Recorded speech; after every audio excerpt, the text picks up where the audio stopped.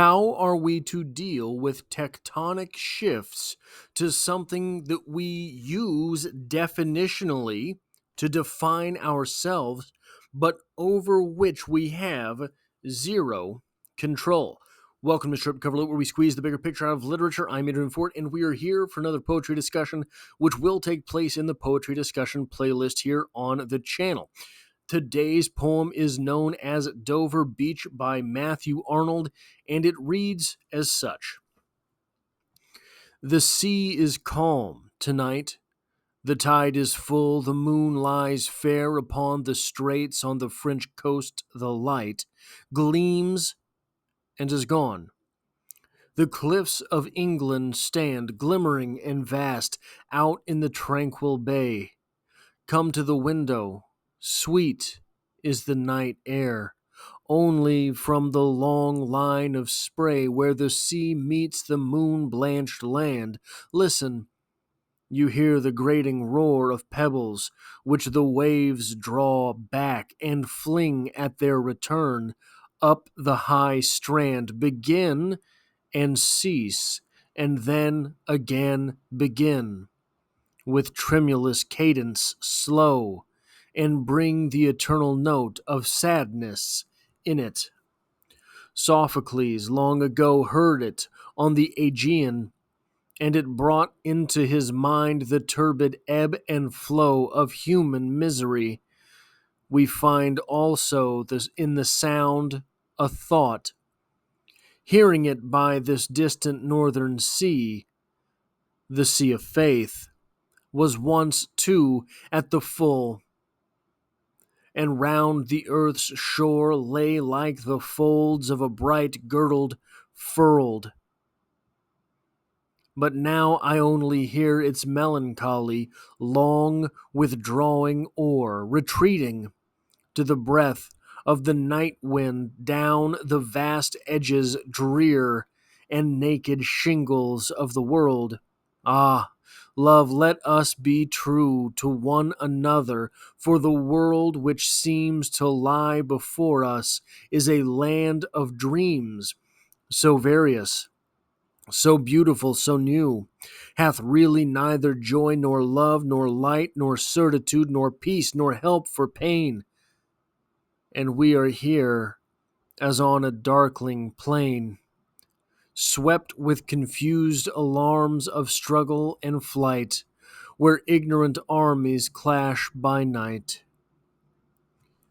The idea of this poem, how it is often interpreted, is the speaker, I won't say Matthew Arnold, but the speaker is rueing that the Christian Orthodox seems to be unable to withstand the blows of scientific advancement. The sea of faith was once too at the full. Our speaker here seems to be losing in the wake of this thing, this scientific movement, seems to be losing something he considers definitional to the self, seems to be losing a rigid interpretation of the Bible's stories as literally true. For me, it's almost impossible to think of religious things, religious ideas, religious themes, religious questions, questions of religiosity, without thinking also of Christopher Hitchens. He's someone who I turned to when I was seeking answers and trying to find things, and I found his debates with apologists online, and soon enough felt myself sort of drifting from where I had once been. Hitchens was stopped on the street side, apparently sometime in, it looks like maybe 2004, by a passerby with a camera who asked him a question. Now, as far as I know, this is one of the opening viral sort of videos as far as these debates online are concerned. So maybe I'm wrong and further video exists somewhere. I have never had access to it. A question was asked of Christopher Hitchens, and never one to forsake an audience, Christopher Hitchens gave an answer. We don't know the question. I believe it would have been something like, what is the purpose of life? And or how does one live a good life? And or is there meaning to life? Somewhere in that hazy field, I believe this question was asked. Hitchens replied, in part, and on the fly, by the way. So these are words just rolling out of his mouth. I know no one beats these odds, again referring to life. And it's a matter of getting used to that and growing up and realizing. So it's a matter of getting used to the idea that you're not going to be here forever. Grow up, realize that you are finite. No one beats these odds. Grow up and realize that you're finite. It's a matter of getting used to that and growing up and realizing that you're expelled from your mother's uterus as if shot from a cannon towards a barn door studded with old nail files and rusty hooks. You are hurtling through life, through the life that you have, the one that you have, through life towards an obvious ending, those nail files and rusty hooks. It's a matter of how you use up the intervening time in an intelligent and ironic way, and try not to do anything ghastly to your fellow creatures. So, Christopher Hitchens, this quote may be, not literally, but it might as well be in direct response to Dover Beach by Matthew Arnold.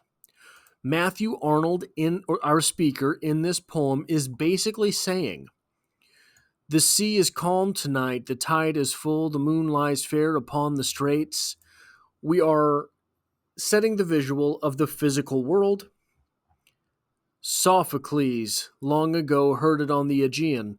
Then we turn to myth, we turn to fantastical, then we turn kind of to moralizing here. The sea of faith was once two at the full, basically saying at one point we had this thing that we held precious and it worked good enough. We got through, we got by. And then saying basically, love, let us be true to one another. Hey, I don't know if my faith can withstand the blow. I don't know if I can turn from all of these scientific discoveries. I don't know if I can look from that to the book and still believe the book. So, what's that John Legend song about stay with me tonight? Whatever. I can't remember the words. But basically, that's what he's saying here. Let's just have each other tonight.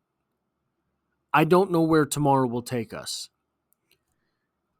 I don't know, because we don't have joy. We don't have love. We don't have light or certitude or peace or help for pain. And we are here as on a darkling plain. We're here alone, he's saying. You can pray out, you can call out, you can pray, but there will be no reply. That is what Matthew Arnold is saying. It seems that we are on our own. Swept with confused alarms of struggle and flight, where ignorant armies clash by night. And despite all of this, we still find a way to have enough problems with each other to want to kill one another. So he's saying, I don't know.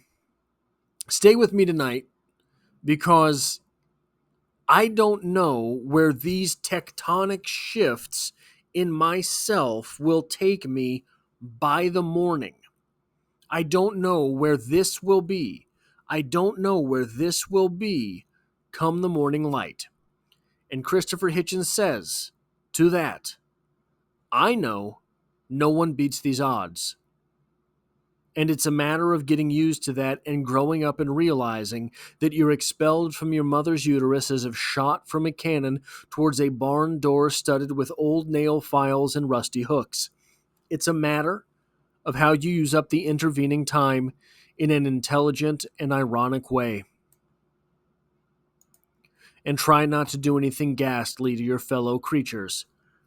So for Hitchens, basically, the intelligent and ironic way, that's the meaning of life. That's the way. That's what you do.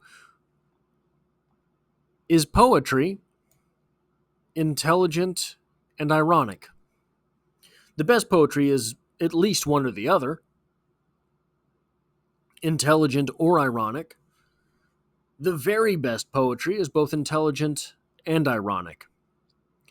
Is Christopher Hitchens telling us here that the verse in the book could be replaced by the verse here? Maybe. That's all I have for this video. If you like or appreciate what it is that I do here, hitting the like button really does help me out, as it tells YouTube to share this video with other literature lovers. If you find yourself here by chance but not design, literature is the only thing I talk about on this channel, dropping multiple videos every single week. There's poetry every Monday, and I hope to have you back for the next one.